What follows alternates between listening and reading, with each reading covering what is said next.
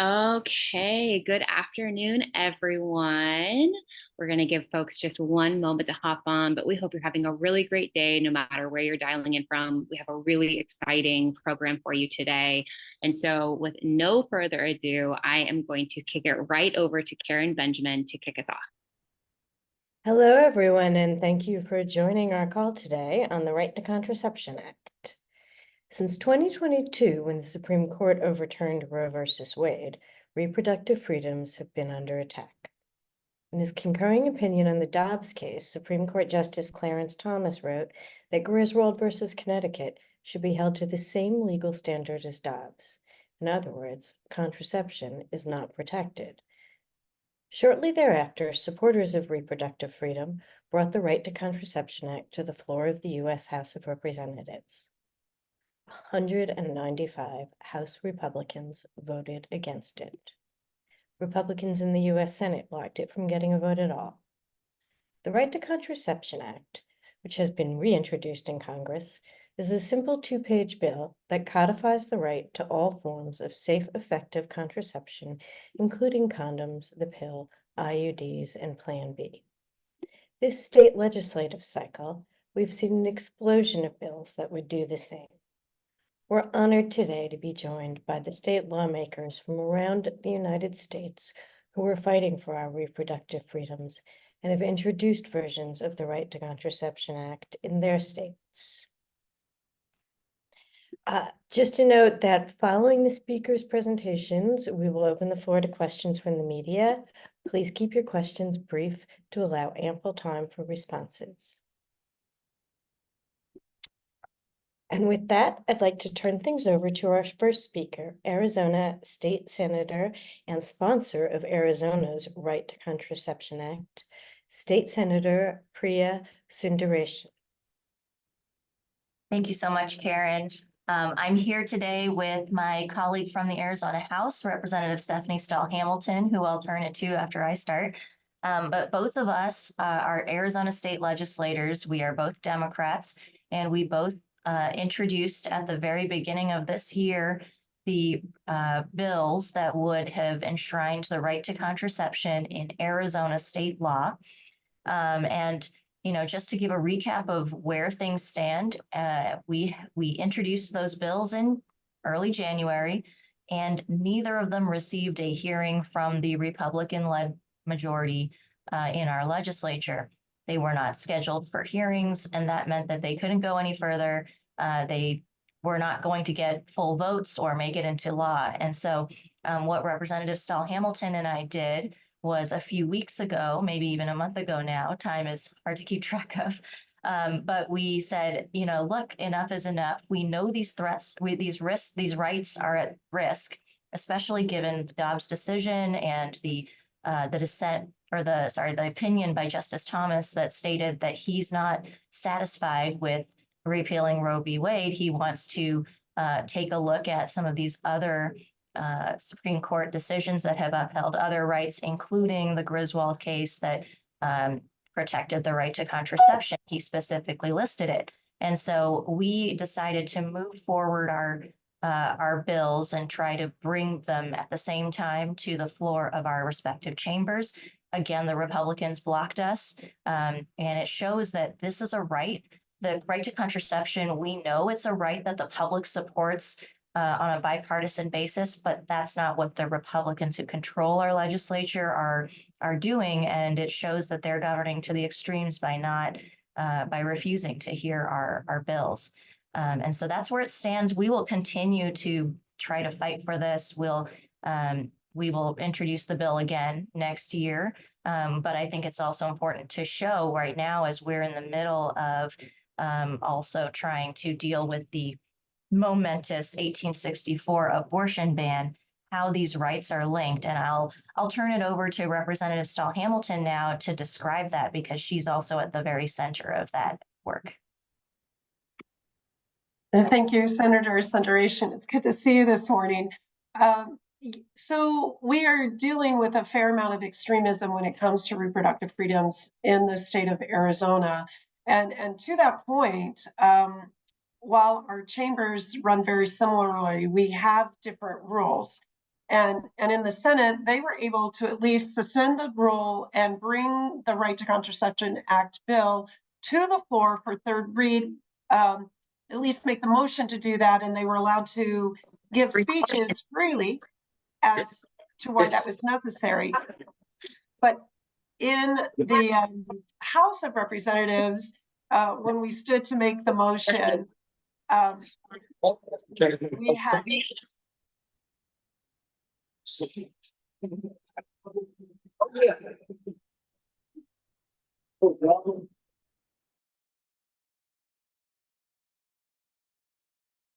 Representative, I apologize. I think you are muted. okay. Can There you hear me? go. Yeah. I got you. So we just had to argue, and only one person could argue in favor of why we should bring the motion to bring the bill to the floor. And the Speaker pro tempore set the rules that I had to argue why we should hear a bill on the right to contraception, but I was not allowed to discuss the content of the bill, and I especially was not allowed to say the word contraception. So there were very tight parameters. It was a ridiculous exercise. And I managed to put up an argument without being gavelled down.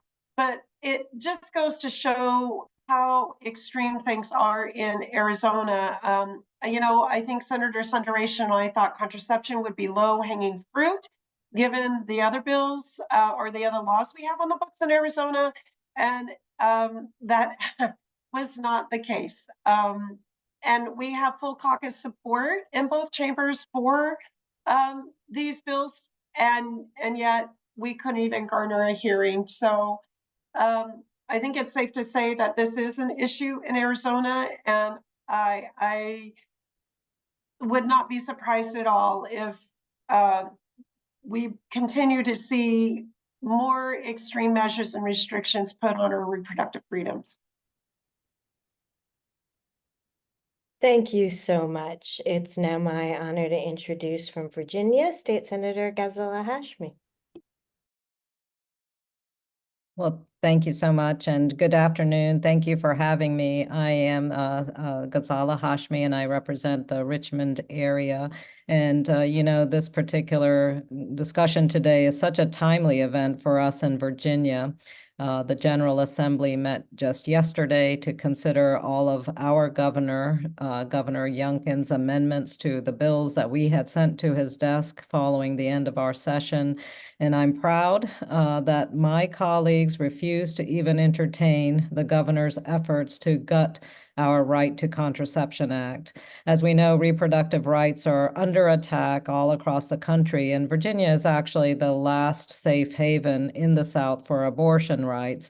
And we are also on the front lines now to protect the right to contraception for our southern region. And as chair of the Senate Education and Health Committee, I've made it my priority to defeat any attempts to roll back our progress and also to advance proposals like this one that would protect access to reproductive health care, including all forms of contraception. So this year, my colleague Delegate Sia Price and I introduced the Right to Contraception bill, and unfortunately, Governor Youngkin just took the teeth out of the legislation. He said it went too far, and he decided to return it to the General Assembly with a non-binding policy suggestion. And frankly, his substitute wasn't even worth the paper that it's written on. And that's because our governor, like so many, is trying to have it both ways. He knows that Virginians want this bill to protect contraception access, but he's also wants to leave space for extremists who insist on conflating abortion with contraception.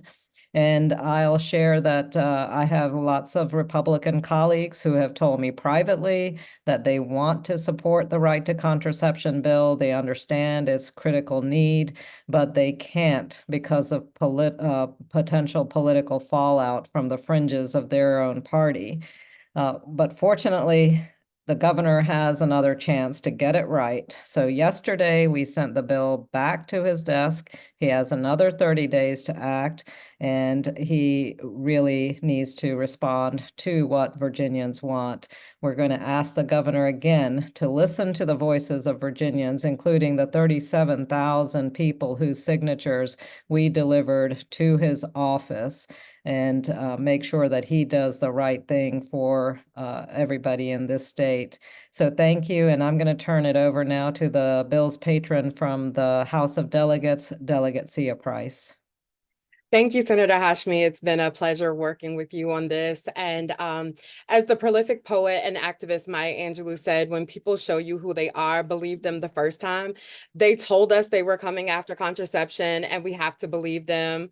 From what we just heard about what Justice Thomas said, to the misinformation and disinformation campaign being spread on social media, to comments like that from U.S. Senator Blackburn, the national threat is real. And then here in Virginia, in regards to the bill that Senator Hashmi and I carried, there was a legislator from my area who voted against the bill. And when asked by press, he said it was because he thought it would protect drugs that caused abortion.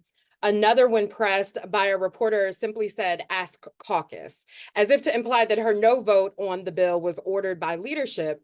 And even if we go back to 2020, which was not that long ago, when Democrats brought a bill to the House to define birth control such that FDA-approved contraceptive methods shall not be considered abortion for the purposes of Virginia Code, not one single Republican voted for the bill, even though it passed into law. And that's why we need the Right to Contraception Act, because we as legislators, we need to understand the difference between abortion and contraception when voting on these laws that affect healthcare. And others will willingly, blindly follow the most extreme members of their party to vote against protecting this right. And this is such a disservice to people like me. Like, we know contraception is used for both family planning and to treat a variety of health conditions. I have polycystic ovarian syndrome, and without contraception, I would not be able to leave the house and do my job. So the Right to Contraception Act is personal, and it is about protecting the personal right to bodily autonomy and having access to a critical form of healthcare. And we need an actual law to protect that right. So in this political climate, we also need leaders who are bold enough to say unequivocally, yes, I want to protect your rights. So like Senator Hashmi said, we sent the bill back to the governor, and he now has 30 days to decide if he's going to continue to cosplay as a moderate while acquiescing to the most extreme flank of his party and veto the bill, or if he's going to listen to all of the 80% of voters who have said in polling, and the 37,000 in our petitions, that they support protecting the right to contraception and sign it into law. The urgency is real. The time is now for Governor Youngkin to do the right thing and sign this bill. We obviously are hearing that we cannot wait for another year, knowing what is looming on the national front. Thank you so much, Delegate Price. It is my pleasure now to introduce Representative Gallup Franklin from Florida. Thank you. I'm Gallup Franklin, a member of the House of Representatives, and I'm proud to sponsor the Right to Contraceptive Act in Florida. We stand at a crucial point in the enduring fight for contraceptive rights and reproductive freedoms in Florida and across the entire country. Guaranteeing the right to contraceptives is a people issue, not a partisan one. Republicans, Democrats, and independents use contraceptives and understands their importance. And when it comes to the right to contraceptive, Congress needs to act swiftly, but we still can't wait for the federal government to act. And this is an issue we also must confront with the fierce of urgency of now. And here in Florida, we filed that act this past session. Unfortunately, we did not get any hearings across the entire legislative process. And one part is they say that some of this is already within code for Department of Health. We want to make sure that we have it codified in statute so that unilaterally one person can't make changes when it comes to contraceptions here in Florida. So the act that I did file in Florida would provide clarity in our state law that ensures people have guaranteed access to safe and effective contraceptives, has a government that leaves people alone and trusts them to maintain control over their own reproductive choices, provides a safety net against potential rollbacks on contraceptive rights. I do have rural areas that I represent within my district that already have grave challenges in assessing quality healthcare and economic opportunity. And we know that access to contraceptives provide a pathway out of poverty for many women. This prevention measure is shown to improve maternal and child health outcomes, more women participating in the workforce, and economic stability for families. We saw in February, Alabama Supreme Court decision that embryos are protected under the state's 1872 Wrongful Death Act of a minor, sent shockwaves across this country. There's also discussion about resurrecting the 1873 Comstock Act and similar state laws that made it a crime to sell or distribute contraception through the mail or cross state lines. One thing is clear. This nation can't turn the clock backwards on reproductive rights to a time when women couldn't vote. We're Americans and we must look forward and responsibly tackle today's problems. Next year, I do plan to add additional language to the act that will protect and preserve access to IVF treatment, as well as expand access to contraceptive at the pharmacy level. As a pharmacist, I know the critical importance for our neighbors to have access to high quality healthcare. The Right to Contraceptive Act is not only a badly needed policy initiative, it also reflects our shared values and commitment to guaranteeing that Americans are free to make informed decisions about their health. The act can transcend divisive partisan politics, I do believe. We can unite to support access and contraception and IVF as a non-negotiable aspects of family planning and reproductive rights. Thank you. And now at this time, I'd like to pass it to Tennessee State Rep. Gloria Johnson.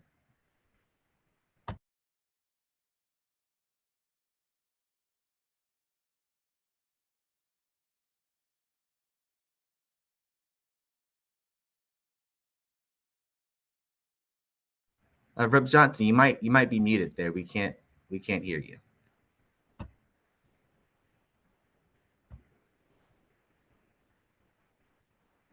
I think she's actually in session, so she could be in the middle of a meeting or something potentially. Let's move on. It is my pleasure to introduce from Iowa, State Senator Sarah Trone Garriott. Hi, everyone. I'm Sarah Trone Garriott. I'm visiting with you here from the Iowa Senate. And I just got word we're going to the floor in just a moment, but for a lot of states after the Dobbs decision, it became clear that nothing could be taken for granted in terms of our rights. And so last July, our governor called a special session to ban abortion.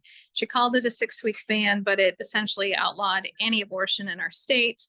And so it was held up by the courts for consideration to see if it was constitutional. Last week, our courts were hearing arguments about this legislation, and we'll find out if it can proceed.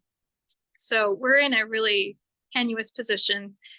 And so Iowa Senate Democrats introduced a whole package of legislation to protect reproductive rights, including a Right to Contraception Act. And we know that Republicans have said that they're supportive of expanding over-the-counter access to birth control, that we know across political lines, there's a lot of folks who are very supportive of having access to birth control, but we did not see any legislation move this year, and what was introduced last year went nowhere. And so we really need our legislators to take a stand on this issue. Unfortunately, none of our legislation got a public hearing. Nothing moved forward. And we did see an extreme personhood bill introduced in the House this year and immediately threw up lots of red flags for folks who need IVF. And it was a really scary moment for a lot of our neighbors who were in the process, who were counting on being able to use IVF. And so that bill actually was killed when it came over to the Senate. But next year, when it's not an election year and most of us are up for election, I'm afraid it's going to come again because we've seen it before. So there are a lot of things at stake. And I know that this is a really, really important election issue for people who live in my district and all across the state. I'm running again against an older male Republican challenger who isn't going to stand up for the reproductive rights, but I'm hearing it when I'm out knocking on doors. People are bringing it up. They're very concerned, and it cuts across political lines. This is a right that Iowans want to ensure they have access to. And so I really appreciate the opportunity to be on the call today, and I'm going to hand it over to Lisa Grafstein. Thank you so much. Hello, everyone. I'm Lisa Grafstein. I serve in the North Carolina Senate from Wake County. In North Carolina, we have known from the start that the assault on reproductive freedom wasn't going to stop with the overturning of Roe versus Wade. We've had extremist Republicans who have talked openly about eliminating all access to abortion. And of course, across the country, IVF is under attack. I believe, and I believed when the Dobbs decision came out, that we have to take a proactive stance to protect access to contraception. And so I filed a bill to do just that in North Carolina. The North Carolina version of the Right to Contraception Act is Senate Bill 540, just called the Right to Use Contraception. And you know, I know that the federal bill is 2 pages. Our bill is 2 sentences, and it simply says, the right to use contraception implicates the fundamental liberty to prevent pregnancy. It is the policy of the state of North Carolina that this state has no legitimate governmental interest in limiting the freedom to use contraception to prevent pregnancy. As with some of the other states, it sounds like a lot of other states, this bill had widespread support among Democrats. We could not get a single Republican to sign on to this bill. We have a Republican supermajority in North Carolina, and so that meant that the bill has not moved. We did attempt a discharge petition last year. We will be trying again this year to get action on the right to contraception in North Carolina. Last year when we filed, you know, so just early on when some of the first states were starting to put these bills forward, we were getting a lot of questions about the need for this protection. Like, is contraception really under threat? Because I think it's for a lot of folks, as with Roe v. Wade, it was simply, pardon the expression, inconceivable to people that this would be an issue that would be under attack. And now, of course, a year later, we see these attacks on IVF. We see widespread refusal by Republicans at the federal level and at the state level to sign on to some of these very basic bills that are just about protecting a basic freedom that we all have been taking for granted for the last 50 years.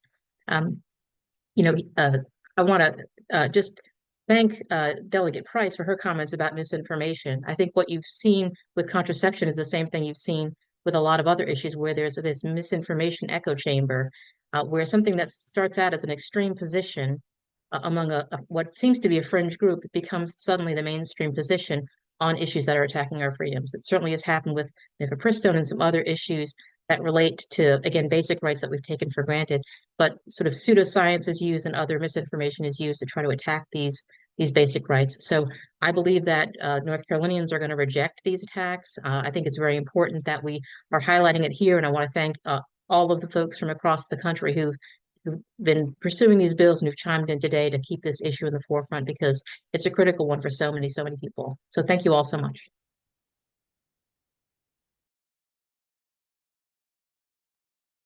Thank you. And now we'd like to hear from Representative Gloria Johnson of Tennessee. Thanks for joining us.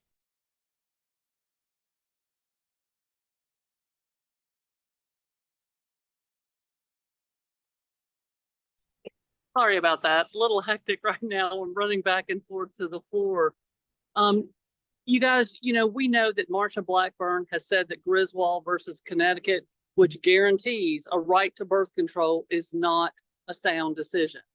This is why now more than ever, we have to protect contraception at the state level and at the federal level.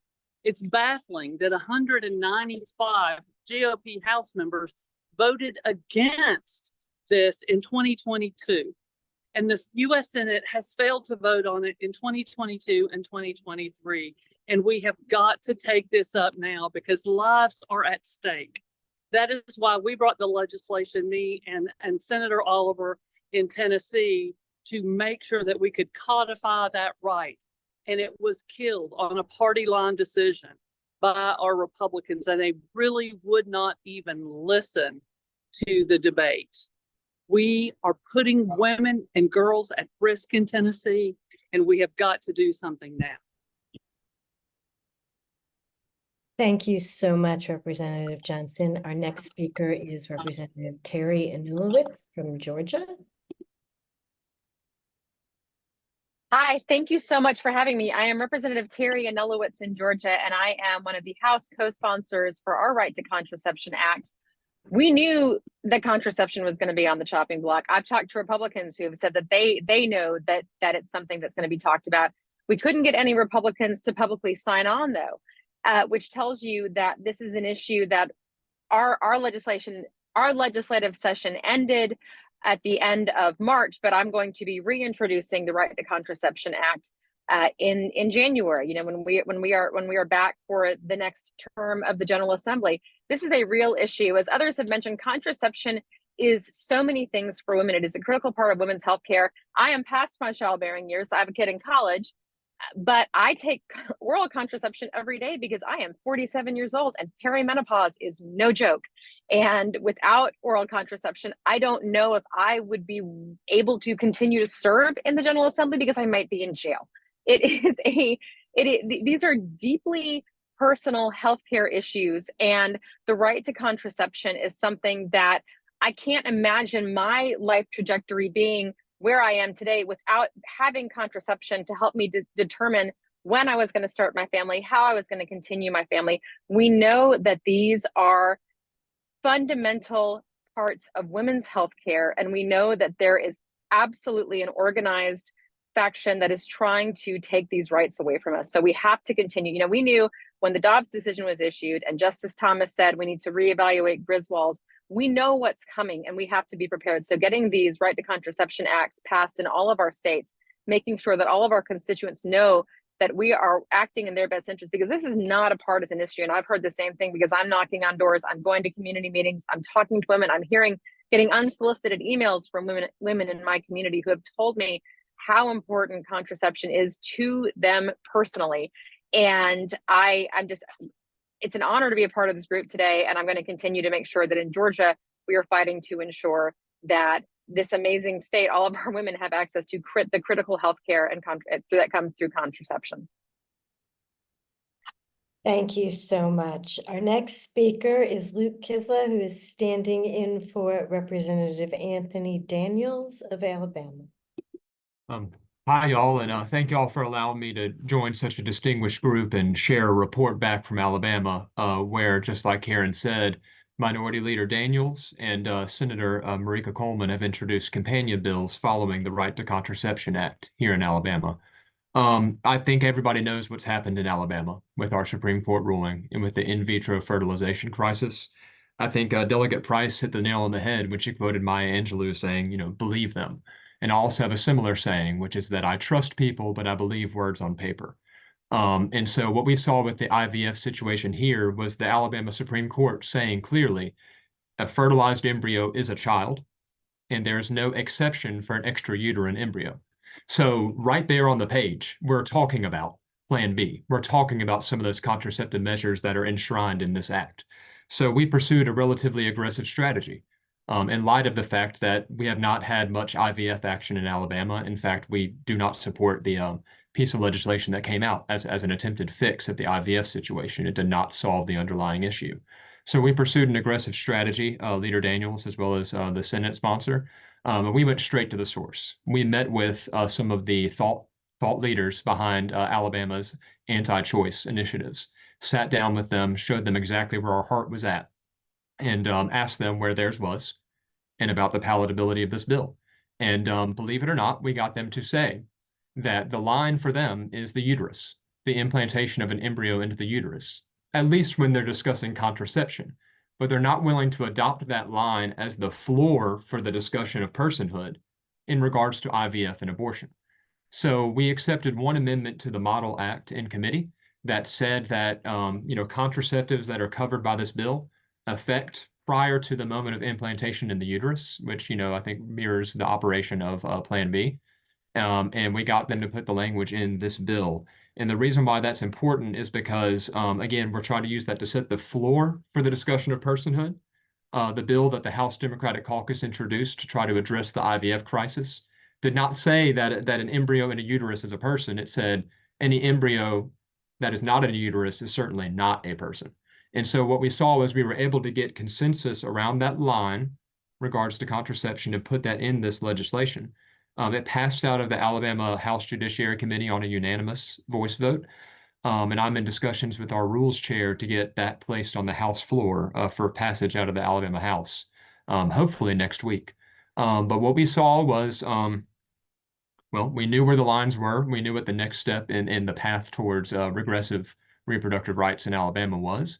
And we just went straight up to the top, had an honest and open discussion And we're trying to keep that momentum going. And frankly, it's been well received here in the Alabama State House.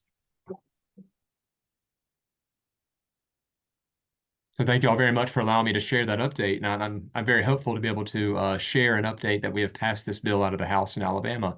You know, we did not know what the likelihood was going to look like, but this momentum, we have to keep it up, both to get this right enshrined into law, as well as to lay the foundation for a continuing discussion on reproductive rights. And thank you. That's it from Alabama. Thank you, Luke. We really appreciate it. Our final, but absolutely not last speaker is Senator Dianne Hasselbein from Wisconsin. Thank you so much for everyone being here today. Since the Dobbs decision, access to abortion care did not exist for us for months. Now abortion care is available up to 20 weeks because of a court decision ruling that Wisconsin's 1849 ban is unenforceable. But the Republicans are still trying to chip away at this access, with the Republican DAs promising to appeal the court's ruling and legislative Republicans passing bans to make abortion less accessible and chipping away at reproductive freedom. So I introduced the Right to Contraceptive Act in July 2023 with Representative Lisa Subeck, good friend of mine, all Democrats, not one Republican on the bill. And because Republicans hold the majority, they refuse to schedule a bill or a vote or a hearing in either the Assembly or the Senate. But we did in both chambers try to pull it off the floor. Every single Republican voted against that measure. So last month we had a press conference with Representative Subeck and advocates. We had delivered 15,000 signatures, delivered to leadership requesting the right to contraception be enshrined in the law.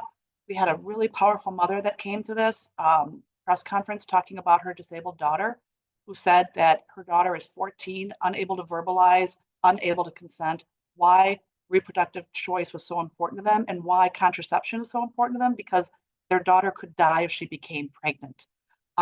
We delivered those 15,000 signatures to Republican leadership, and they decided to do nothing about that story. But I'm so glad that Megan Lowe shared her personal family story with everybody to give people an idea of how this affects real families.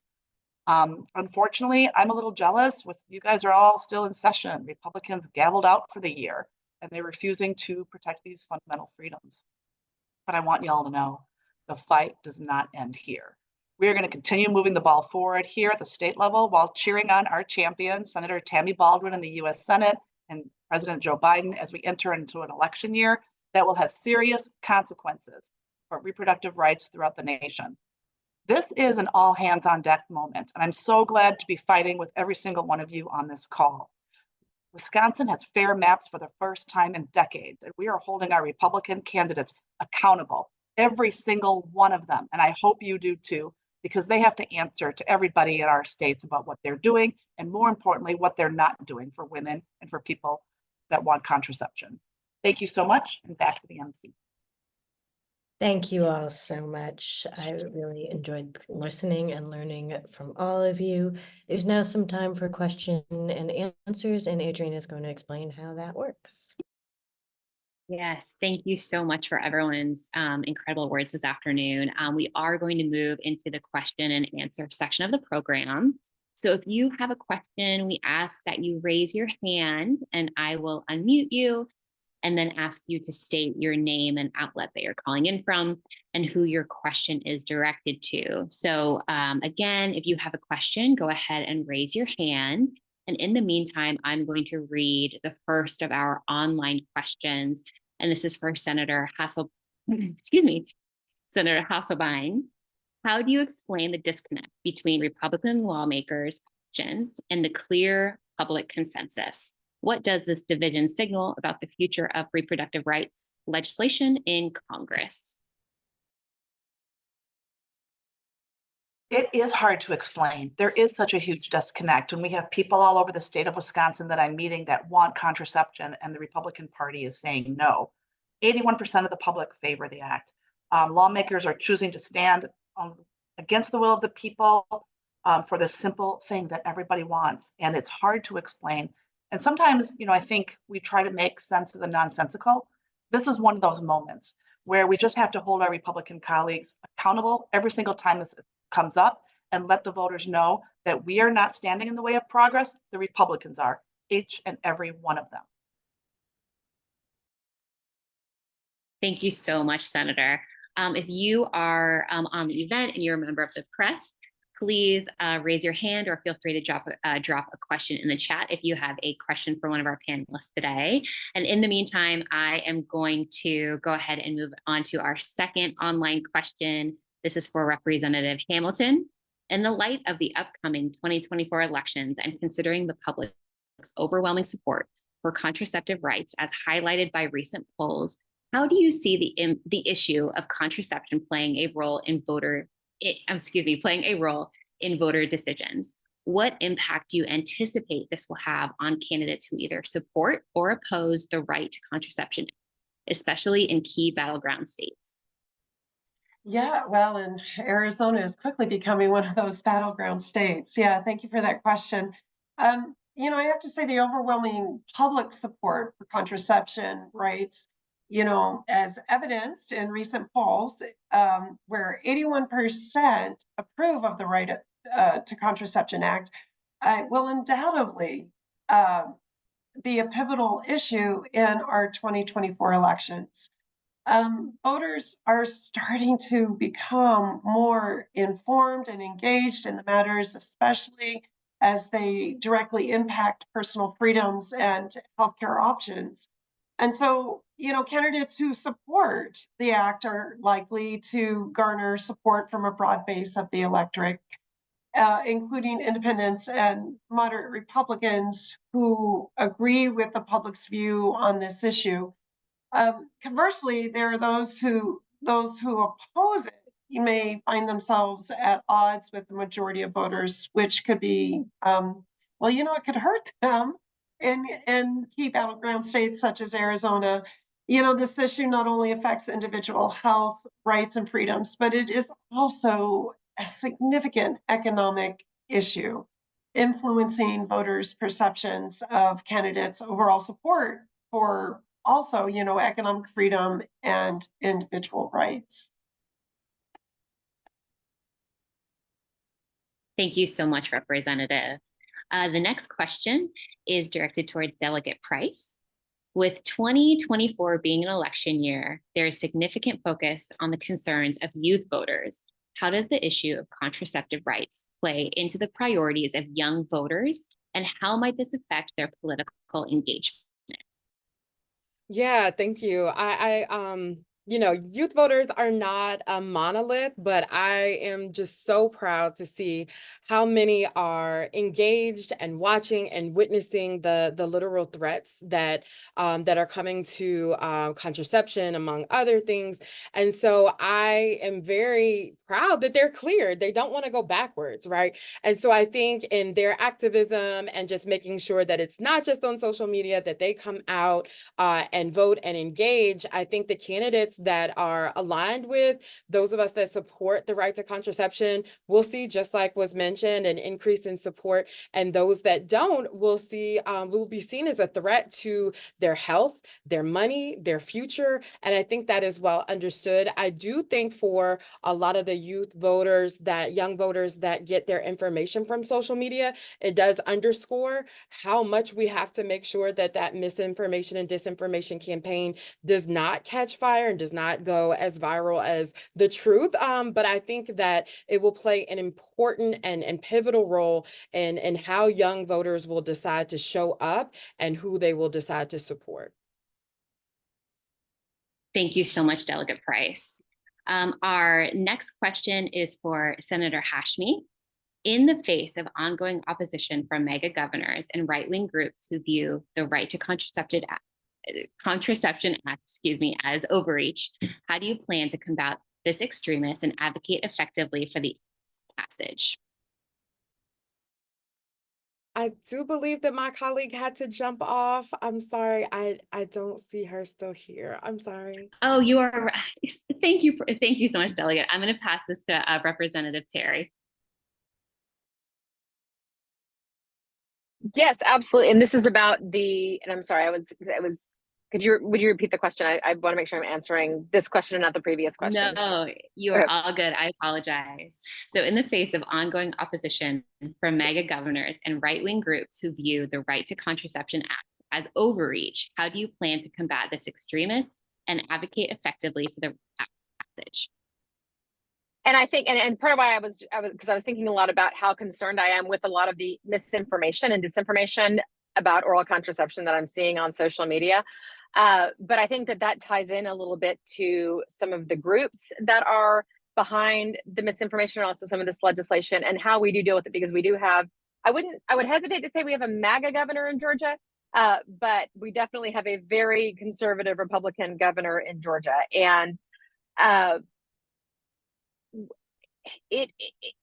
think that the main thing is just for everyone who understands why oral contraception is so important to continue telling these stories. Why? Because this is not a partisan issue, right? And we know this is not a partisan issue because we've all talked to Republicans and Democrats in our communities. And I would bet we've all talked to Republicans colleagues that we serve with who quietly support this legislation, but are a little bit afraid because they're afraid of primaries or whatever they might be afraid of. They're afraid of signing on to this legislation. But I think it's important to tell the story of what contraception means and why it is critical healthcare, right? This is the thing. And it's not dissimilar from why abortion is important. It's not dissimilar from why we have a lot of our states, we've had similar legislation that would guarantee the right to IVF that a lot of us brought forward. I know I carried one in Georgia, and we had in the Georgia House, Atlanta Parent had one in the Georgia Senate that we introduced after the Alabama Supreme Court decision really upended how so many people thought they would be able to grow their families. So I think it's again continuing to tell those stories, hearing the stories from the mother of an intellectually and physically disabled child about why contraception is so critical, because the reality is that is unfortunately the reality for so many families of intellectually and developmentally and physically disabled children. Telling those stories, making people understand that contraception isn't just about women not having to have babies, and contraception is about more than just sex, that contraception is healthcare, pure and simple. It is a miracle in that it helps women control their bodies, which then keeps women and allows them to continue to engage in our societies, to run for office, to serve in office, to be a part of our workforce, to be, polycystic ovarian syndrome it is debilitating. There are so many things that contraception helps with women in terms of that healthcare. Again, it's, I think, telling those stories and making sure that all of our even most conservative Republican elected officials and governors understand that this is healthcare, pure and simple. Our Republican governor has 3 daughters. They are all in their, they're young, they're in their early 20s. I think he probably understands why oral contraception is very important to women's healthcare. And it's just telling those stories, and making sure that every elected official, particularly our Republican governors and particularly our Republican leadership, understands why access to contraception is absolutely critical for every woman in our states and girls.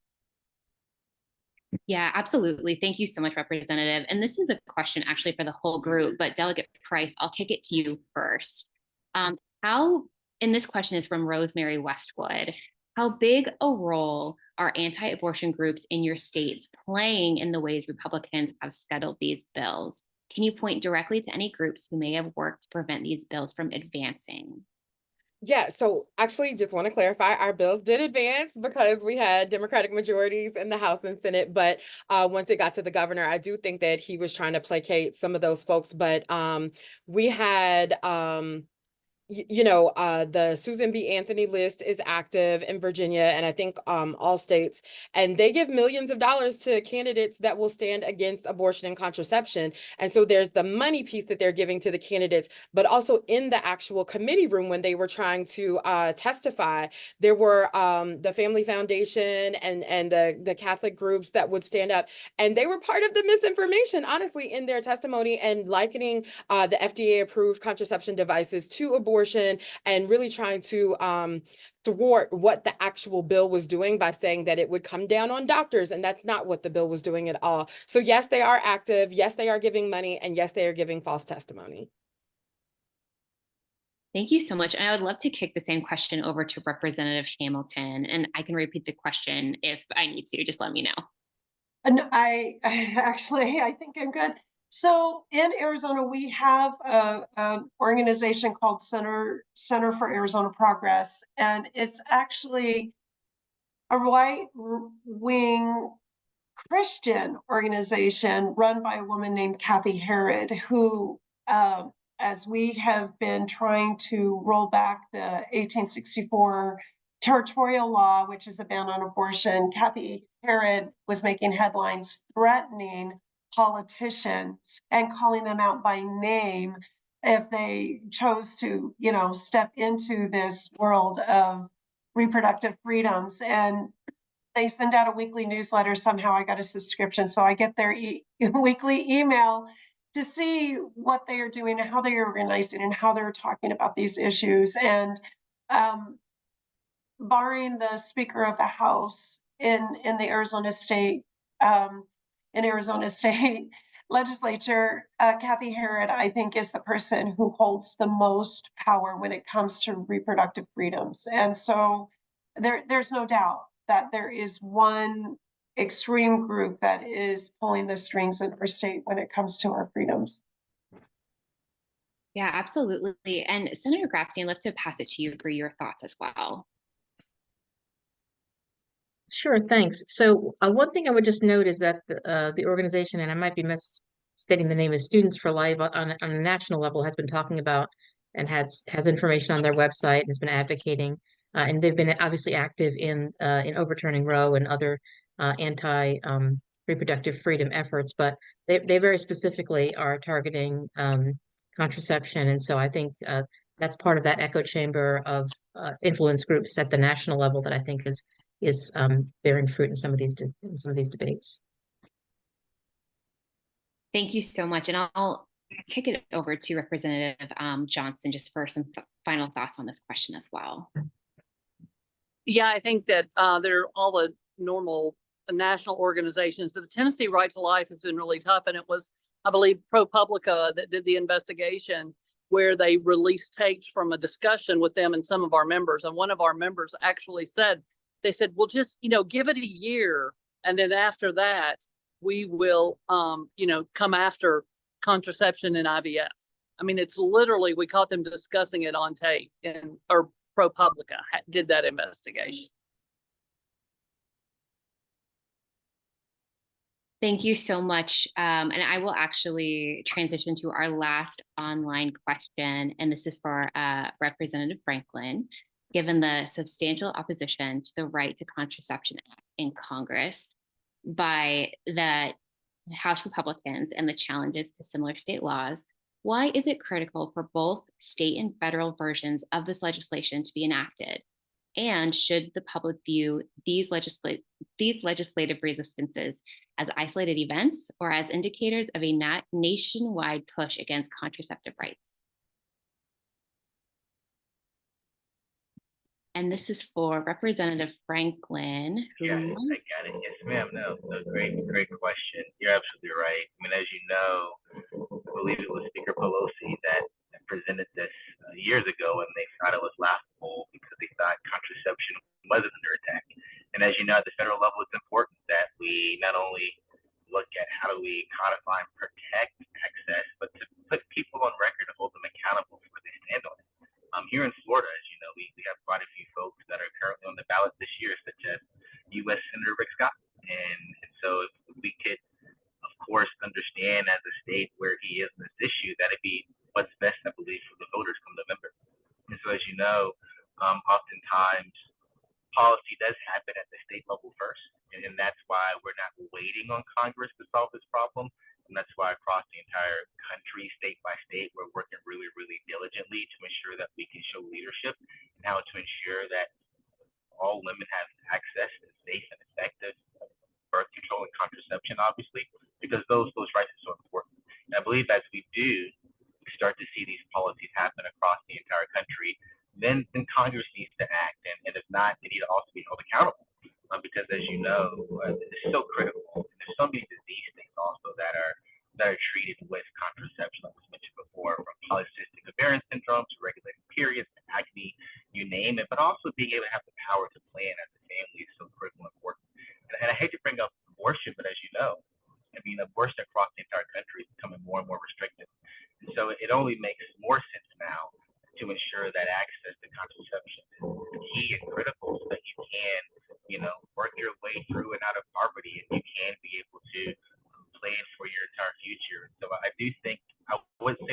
correlated.